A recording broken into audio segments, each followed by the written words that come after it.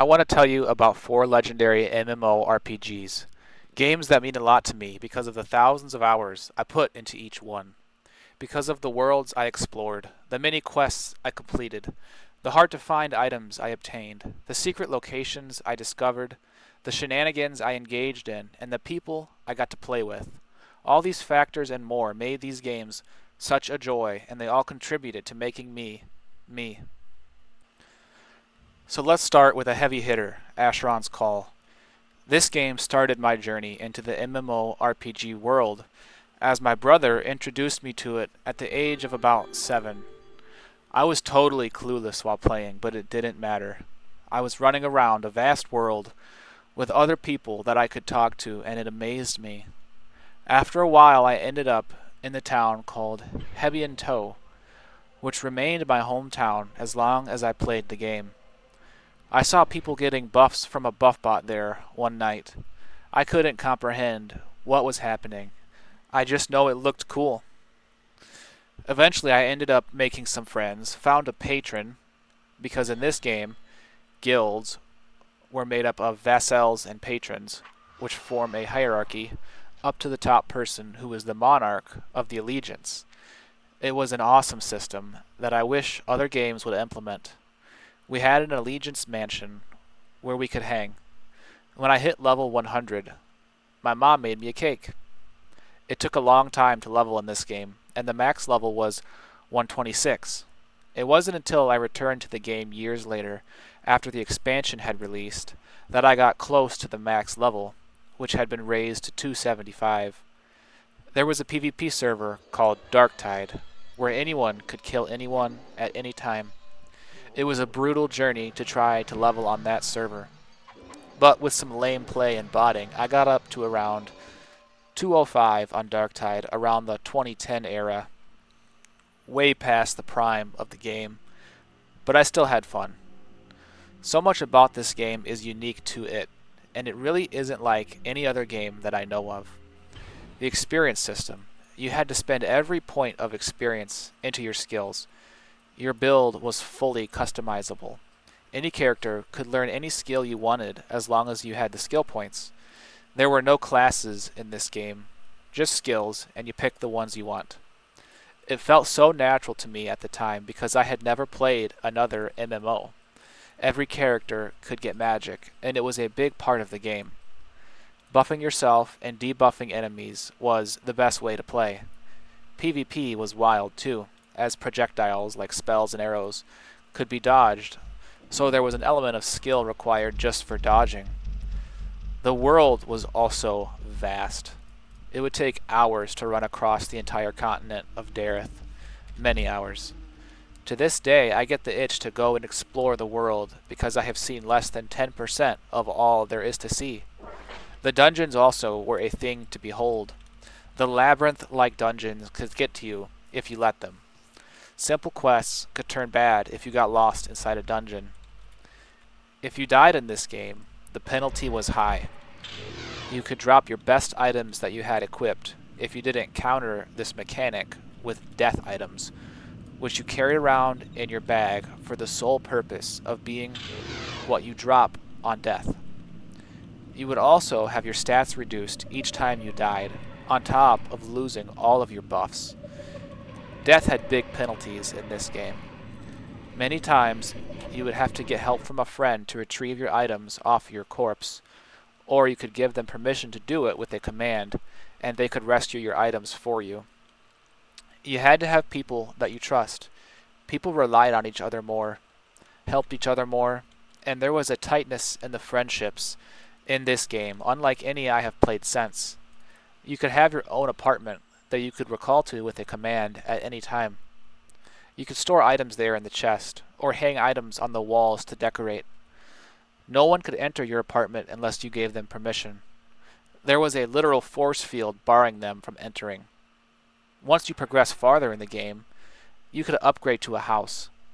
There were many groupings of houses out in the world that you would often stumble upon in your travels, and you knew when you saw a house owned by another player because it would be highly decorated. All of the monster races in the game are unique to the game too. So many cool races in this game are not being used in anything. Some of my favorite races are the Varindi, Olthoi, Sclavis, and Tuskers.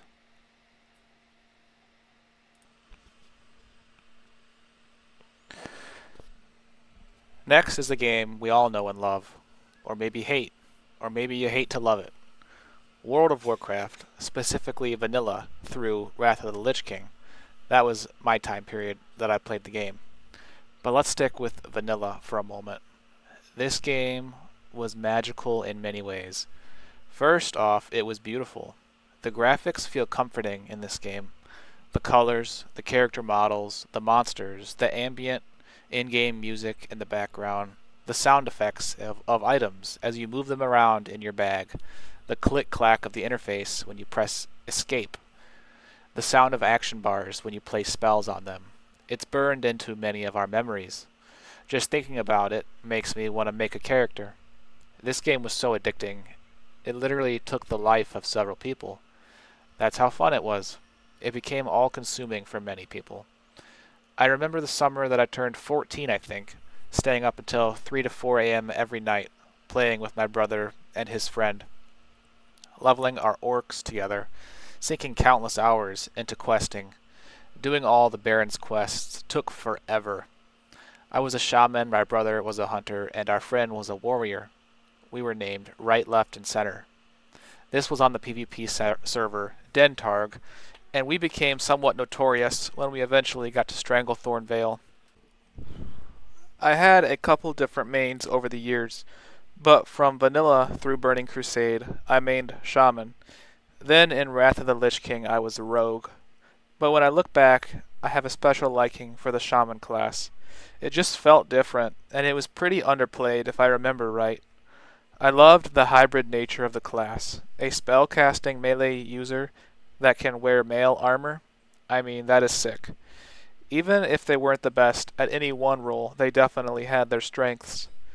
I never got into raiding in WoW. I was not that much of a tryhard. If that offends you, leave me a comment. I was a casual player who also loved Battlegrounds and PvP in general. I never got the best gear, or had the best mounts or achievements, but that was okay. I was having a good time. I think it was in Burning Crusade when I solo farmed Baron Rivendare in Stratholme close to 150 times to try to get his Death Charger's reins on my rogue. It was a tricky thing to do for a level 70 rogue. Even with it being a 1% drop rate, out of 150 runs, I never saw it drop. That was disappointing, but I still had fun doing the runs, and I'm glad I did it. It's funny how the process is what I enjoyed, rather than actually getting the mount to drop. I'm sure there is some deeper meaning in that, but I'm not worried about it. The most fun I ever had in this game, though, was getting the Proto Drake from completing all of the dungeon achievements for 5-man instances in Wrath of the Lich King. That green Proto Drake was a status symbol and a big-time accomplishment. Okay, now here is a game that did many things different than the other games I talked about, and I am talking about Guild Wars with all of its expansions. This game was and is incredible. Again, it is probably just nostalgia talking, but the game is comforting. The graphics and the music just make me feel a certain way.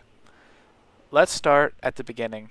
Guild Wars Prophecies, released originally as just plain Guild Wars and called Prophecies later to distinguish it from its expansions. The expansions in this game were all standalone and could be purchased by themselves. They gained you access to an entire new continent, new campaign, classes, and a whole separate version of the game. Once you purchased all the expansions, you could take your character to the other continents and explore everything. Anyways, the first continent was Tyria, and you started out essentially in the past when you create a new character. Every town is an instance, or separated from the rest of the server by a loading screen that makes each town a private map.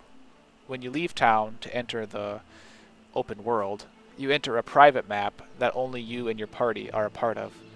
It was a very interesting way to play an MMO, and it worked great in Guild Wars. You could have henchmen or NPCs in your party if you didn't have real players. However, the henchmen kind of sucked. Later on, they introduced heroes to replace henchmen, which were named NPCs that stayed with you for the rest of the game that you could add or remove to your party, fully customizable. Oh yeah, the skills in Guild Wars. A highlight of this game were how the skills worked. There were the classes of Warrior, Monk, Elementalist, Mesmer, Ranger, and Necromancer. In the expansions were added Assassin, Ritualist, Dervish, and Paragon. Every class could have a secondary class, so you could be a Warrior Monk or an Assassin Necromancer. Choosing a secondary class gave you access to all of that class's skills once you unlocked them. There were also elite skills, and you could have only one on your skill bar. Bosses in the open world had skills that you could use a signet of capture to capture the skill of a boss, thus learning new elite skills. I loved this whole concept of having a huge pool of skills to choose from, but a limited number that could fit on your skill bar, requiring you to be very creative and thoughtful with how you put together your build. On top of that, with secondary class skills, there were some very good class combos you could discover if you put your mind to it. It was a huge part of the game. You could also just look online at what other people had discovered, and there was no shame in that either. The campaigns or main story in this game was a blast, and not meant to be super unbeatable endgame content. This game did, however, have a hard mode once you completed the main campaign and unlocked it. Another brilliant thing about this game, from the beginning, it gave you access to PvP. You could make a max level PvP character with the best armor, items, and abilities, and enter random or team arenas. You didn't have to wait until endgame to start doing PvP, or worry about getting outgeared by other players. The playing field was leveled essentially. Random arenas were a blast back then. Unfortunately, it is dead today, full of people botting to get gladiator points to earn a title. In Guild Wars, when you are in a party out in the world, and you enter a zone portal for a new zone, your whole party is transported to that zone with you. This allowed high-level players to do runs, filling their party with lobies and running them through the game to have access to the high-level areas quickly, without having to fight any mobs to get there. That's how I made my money back then. I would do full desert runs for players, gaining them access to all the towns and missions quickly. It worked well on my Assassin Warrior running build that I made, and it was fun. Of all the games I've played, this is the only one that I still have my original account and character. I wish I could say that about other games. I never got to participate much in the Hall of Heroes guild versus guild content, but it is what it is. I still love this game, and if I had a couple people to play it with, I would do a full playthrough again. The last game on this list is different than the rest.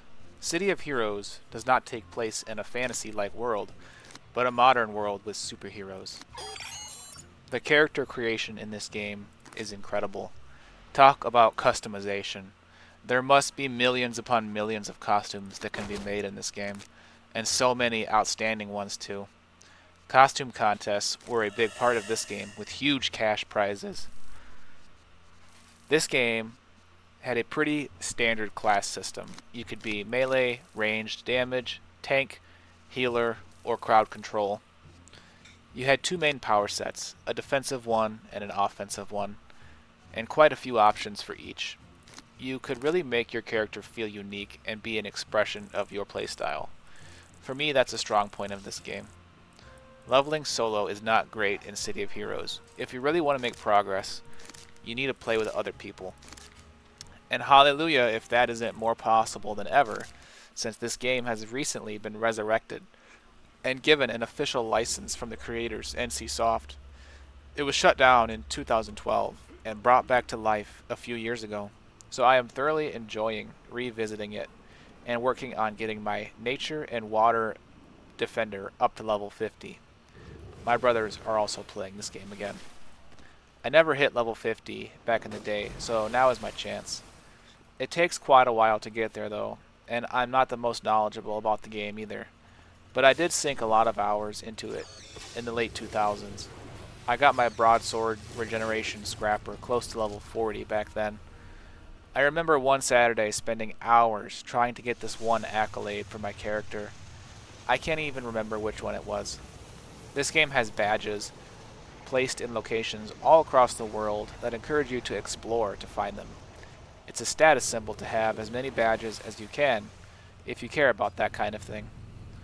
With this game's private servers now, you have access to all of the costume features right from the start. Back in the retail version of the game, you had to unlock many features. Capes were a reward from a mission after hitting level 20, which was a huge achievement. Wings were rare items that could be found or bought from other players. Special armor sets were unlocked through various missions or farming certain items in the game. I was always jealous of people who had the side capes back in retail, because it meant they had been playing the game longer than most people, and was a reward for them based on so many months played.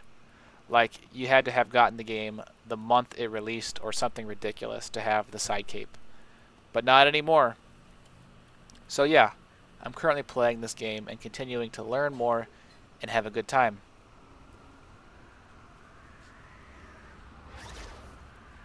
All 4 of the games I talked about in this video can be played to this day, and I always find myself going back to them to reminisce.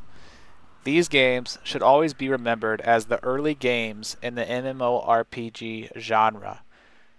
So this video is my contribution to their legacy. Thanks for watching. Please like and subscribe. Until next time.